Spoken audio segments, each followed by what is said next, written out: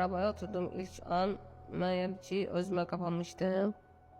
Bayrağa falan çıkmadım arabayla.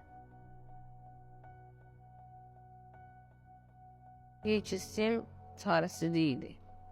Ama sonra öğreştikten sonra o his de gitti.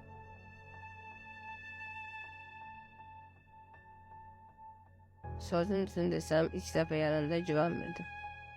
Ama sonra gördüm ki mənlə maraqlanırlar, yaxşı baxırlar, yəni köməlik edirlər. Ondan sonra bəli, güvənmək də onlara qarşı.